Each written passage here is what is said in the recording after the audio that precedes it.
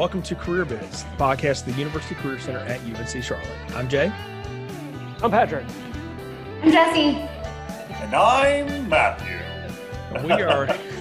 We are here today with two of our internal experts. Matthew and I get to turn the questions to Patrick and Jessie because we're talking about positive psychology in the search process. And I, for one, am really excited about this. So Patrick and Jessie, thanks for playing along and being our guest panelists for the day and experts. So I want to start with the basic. What is positive psychology? Where did it come from? How's it been tested? Give us the rundown. Sure, I'll go ahead and start. So Jessie and I, we Googled this last night just to learn about all this stuff so we can pretend like we know what we're talking about. No, I'm just kidding. This idea of positive psychology has been around for, I'm going to say, a few decades now in some form or another. And I think it's becoming really hot and sexy these days because people are not just trying to be more happy. They're trying to understand like this whole new angle to psychology, to how we function as human beings. So back in the day, what psychology is really about is helping people get to baseline, kind of getting them to that norm, if you will. But when you look at what normal means, it's very subjective, right, Jessie? It could mean so many different things. And so when we were looking at that, psychologists were like, well, why is it enough that we get to normal? Why can't we thrive? Why can't we go beyond that? And that's where positive psychology comes in. And so what it really comes down to, and then I'll stop geeking out and let Jessie respond, is that it's not about, oh my gosh, I'm magically happy. It's not about making a lot of money, getting a big house, having a fancy car, then suddenly I'm going to be happy, because time and time again, that has proven not to make people happy in the long term. And what it comes down to is how we spend our time and energy becomes our reality. That's what it is. That's the base time of this whole idea, and it's about meaning and purpose. Jessie, did I miss anything? I know I did. No, I'm really glad you mentioned the fact that positive psychology doesn't mean you have to be happy and perky and positive 24/7, because that's just not reality for any of us. But what it is, the study of how people want to and how they find meaning and happiness in their everyday lives, in their work lives, and in their play. And so to Patrick's point, it's kind of been a hot topic for a decent amount of time now, but it's a newer kind of realm of psychology. And so Jay, to your question about, how long it's been around for a while. For a long time, we've all wanted to figure out what is the meaning of life. But now it's kind of twisted to be, how can we make our life, as meaningful and as happy and positive as possible? So that's kind of the foundation of positive psychology. So I like the explanation of kind of giving that differentiation between positive psychology and just being positive, right? So from what I'm understanding then, and I really like Patrick's idea of, it's kind of like the reality, right? Like building up your reality. So how is it you kind of do that without just being manically positive and being more strategic in your positivity around positive psychology? Yeah, and I'll jump in there again. So Matt, obviously you want us to tell you all the inner workings of the world, but let me give you kind of an example. So it's the how you frame and how you approach situations. So very strategically, very, very small example would be what we tend to do when we're faced with stress, when we're faced with barriers, is we either blame, complain, or defend. That's kind of like this weird, I hate to say human nature, but it's this weird switch that we all have when we're faced with challenges to our reality, challenges to what we're trying to say, or whatever it might be. And instead, what positive psychology strategy might be is to stop, back up, and try to see the complete picture. And so when you're looking at a situation, yes, we have our lens, and we have that other person's lens, but there's this third lens right here that sometimes we forget about. And this is this idea of, am I really seeing the situation for face value, or is there something that I'm missing? And how can I take a moment to make sure that I'm not missing something before I respond, before I decide to be a different thing?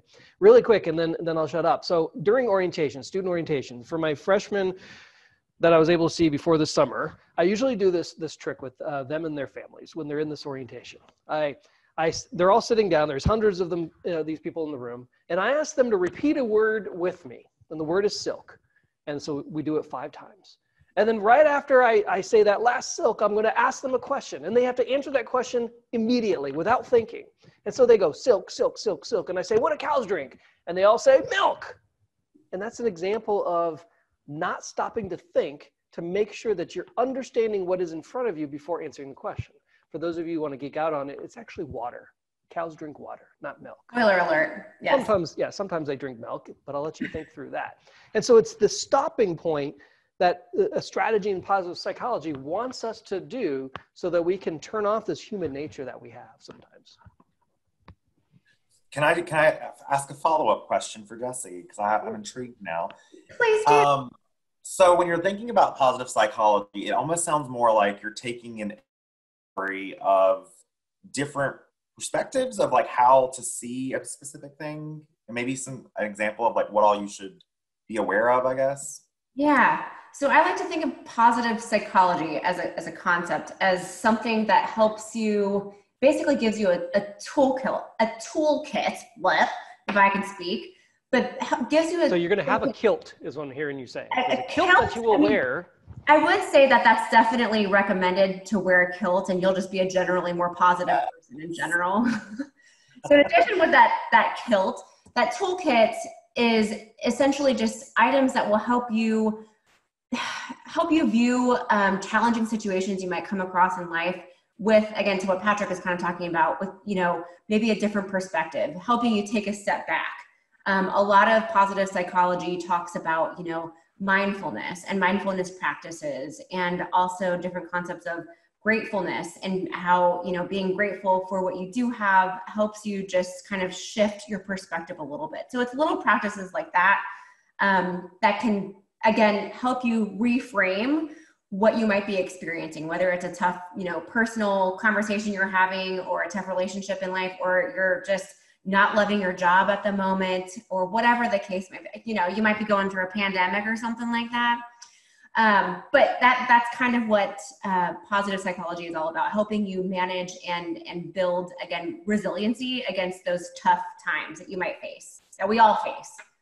So let's localize that now to the internship process, job search process that so many of our students and alums are in the middle of right now, or still going through or prepping for at this point. How can positive psychology be utilized actively as a part of those processes?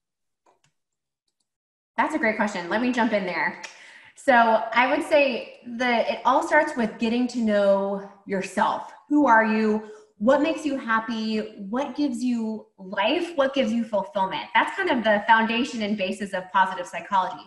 So asking yourself those questions when you're starting that internship search process, when you're starting that job process, giving yourself the opportunity to take some time and doing a little bit of a deep dive into who you really are, getting to know yourself a little bit more deeply, it's more likely you're going to find an employer that will be a good fit for you, and conversely will lead you to have more satisfaction, happiness, positive reaction on the job. So that's something to think about, to take a step back before sitting down and applying to all these different positions that you see out there.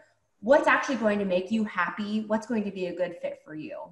It's almost like designing the life that you want to live. Don't let anybody else design it for you. Most of the time when I'm talking with those who are getting ready to retire, or they just retired, the biggest statement I hear is, finally, now that I'm retired, I can finally do what I really want to do. And I think to myself, why not do what you really want to do for the entire 40 years plus of your career life? That's what this is about. And that's why I love the positive psychology course that Jessie teaches every spring, or I guess every semester in some, I think, something like that. I'll let Jessie talk about that. But why not learn about how to apply these principles to your work search, your workplace, and integrate both of them? It comes down to an engagement issue. So in our country, there is an engagement issue in the workplace, and that is literally causing millions of dollars in loss of productivity, millions of people turning over to other jobs, millions of people hating their job. And it all comes down to exactly what Jessie said. Find your purpose, find your connection, and go do it. Simple as that, right? So you know how we always tell you all to research, research, research. So when you're preparing for that interview, you have proven that you've, Googled their website and read what their about section is. We don't say that just because we want to make sure that you ace the interview. Of course, we want you to ace the interview, but we also say that because we want you to be aware of, what kind of culture or environment you might be opting into. And that, again, it has, foundational components from positive psychology. So reading about fit, asking yourself if you would be happy there, if you would be challenged in a positive way, those are all different things that you want to think about when you're going through this search process. And why it's really important during an interview, for example, to ask some of those questions so that you can get to know your colleagues, the culture, their environment a little bit better. Because again, it's not just about you being a good fit for them, it's about them being a good fit for you. So what if, let's say we have listeners who have already taken a position, they didn't do that research beforehand, maybe around culture and fit. So let's say they're in there right now and they're maybe having a difficult time managing up for their managers, or they're maybe struggling a little bit around how to be engaged, like Patrick was talking about. How can they maybe, what's one tip they can use for positive psychology to maybe correct course at their current role? So there's a really cool concept called job crafting. And I have a quick story to go along with that. So job crafting is basically looking at your position, looking at your daily responsibilities, and shifting perspective, but also adding value to what you're doing, and also making sure that you're actually interested and invested in the work that you're doing. As long as it also aligns with your employer and you ran different things by your supervisor. So getting involved in different projects, things like that, to build a more fulfilling experience for you. So example being, and this is a really cool study that I actually show in my class, my positive psychology and career development class, which will be going on this spring, a quick plug for it, during the first 6 weeks. So keep an eye out. Dates and times are not out there yet, but they will be. We'd love to have you join me. So this study followed a group of custodians at a hospital. And these custodians actually worked on an Alzheimer's floor. So they worked with all patients that had Alzheimer's and just other conditions that are similar to that. And, they had their regular responsibilities that one might assume a custodian might have to do. But in addition, they also found that without having any kind of requirement to do this, they actually started shifting and changing different photos within the patient's rooms, thinking that when, the next time woke up, or the next time, they looked around, it might, change, a little bit of the chemical psychology in their brain and help them, again, potentially recover from whatever they were experiencing. And so they did this out of really just, again, the kindness of their hearts. They were really, invested in their position, but also within the people that they were caring for, essentially, what they were doing around those people.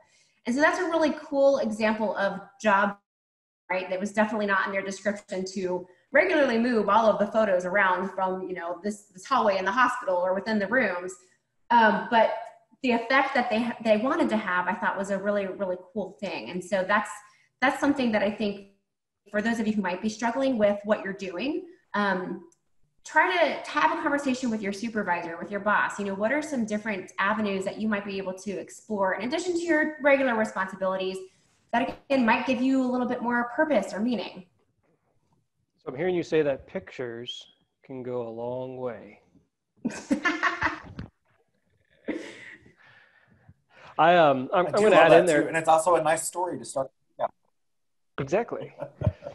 I think also there's a concept called job misery, and Patrick Lencioni wrote about this in employee engagement, and he said there's three things. There's three things that lead our job to become miserable for us, and that's a strong term, right? The first part is, do people even know you exist?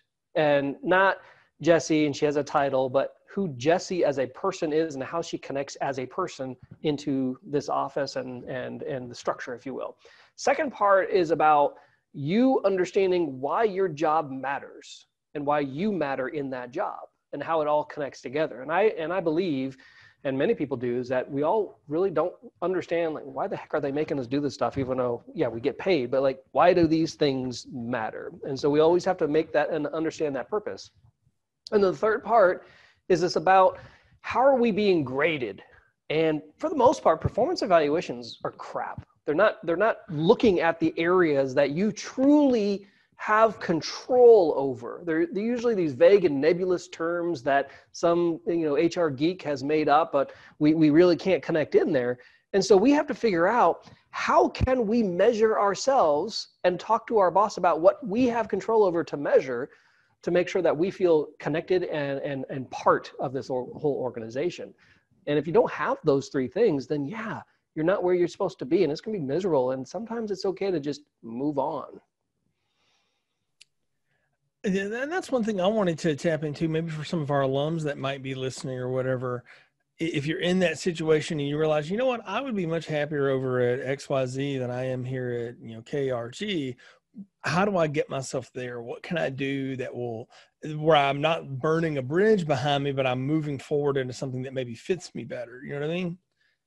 Because I think that's everyone's fear when you try to change jobs or change directions, even if you're changing majors, is that, oh, I'm going to cut myself off from all these people I've invested time and relationships in. And you probably will, and to some degree, and that's okay. I mean, that's the calculated risks that we all go through when we decide to change our careers or go to a different organization or do whatever it is that you're doing that's different than what you're doing right now.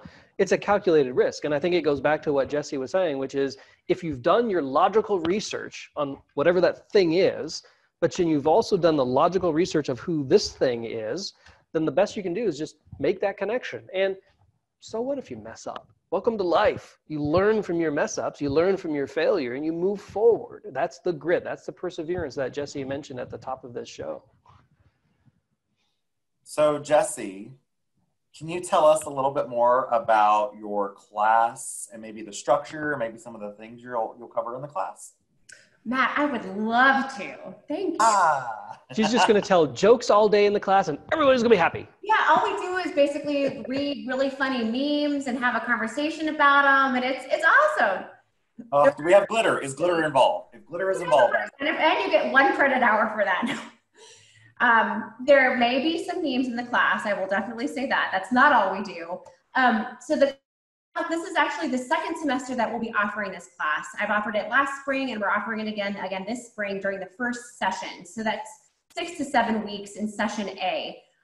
It's a 1 credit hour class. It's through LEADS, the LEADS program. And again, it's just a course that goes over the basics of positive psychology, talking about some of the toolkit that I mentioned earlier on, and how you can build some of those skill sets as you are preparing for your career. We're applying the positive psychology concepts into what Patrick and I have kind of given you an overview of today. So how to prepare for that search. What if you do find yourself in a job and you just feel pretty miserable in it? And how those concepts apply to even your life today as a college student.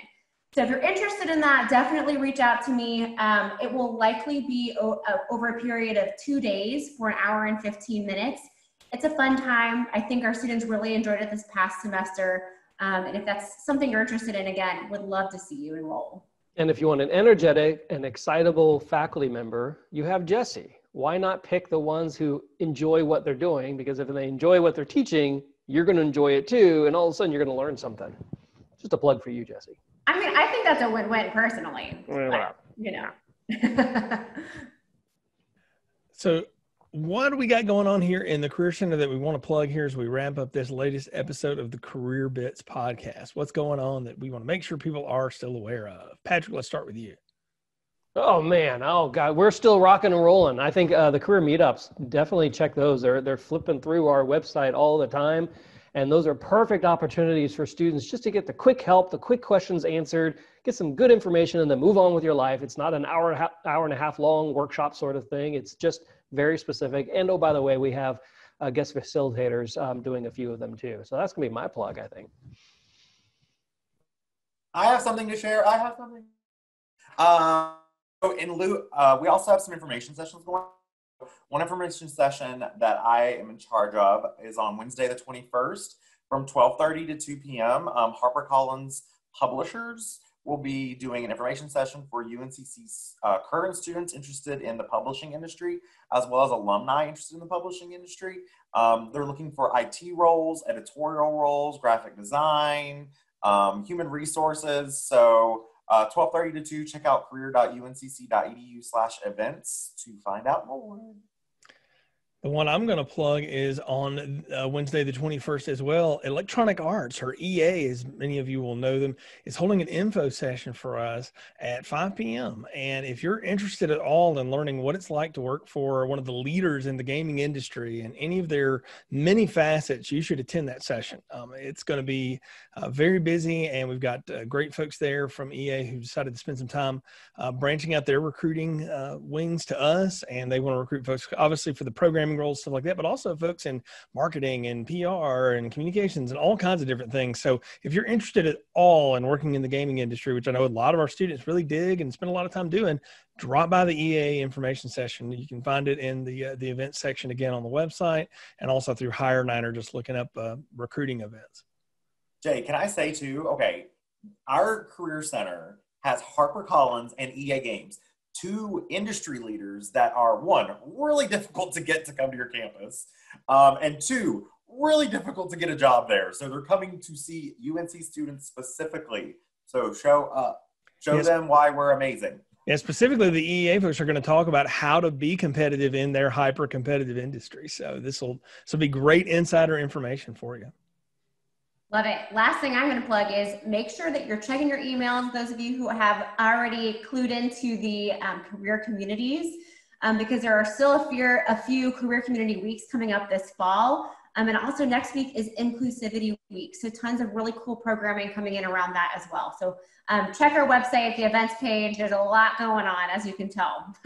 Yeah, we've gotten past the career fairs, but we are by no means done. We got a long way to go. And look, we know there's a lot going on. You're like, oh no, I'm on Zoom all day for class or whatever. I promise you, the info session Zooms, the meetups and stuff, much more like this, much more fun, interactive, a little less on the, here's the 25 things you need to know for the next test. Not that there's anything wrong with that. That's just how class goes. But we try to keep these things lively. Our employers. I'm hearing you say that we are fancier and more fun than class. Yeah, that's pretty much it. You heard it here right now. Yeah, but we want you there, and we do those things for you all to be there, and for your entire enrichment. Whether you are job seeking right now, or you're just interested in you're starting out as a freshman and sophomore. I had a freshman show up at an info session last week. It's like the fifth one this guy's been to. I see him at all of the things, and he always asks the same questions, and he gets great answers from all the employers. And I guarantee you, when he applies for co-ops and internships next year, because he's an engineer, they're going to remember that dude because he showed up for everything. All right. And you don't even have to do anything fancy. He's just sitting there drinking a cup of coffee and asking the same questions, which is great. So come participate, do that kind of stuff. You can follow all the happenings of the Career Center on our website, career.uncc.edu. Make sure you're constantly checking Hire a Niner.uncc.edu as well, or follow us on our socials at Niner Careers. We'll talk to you again soon.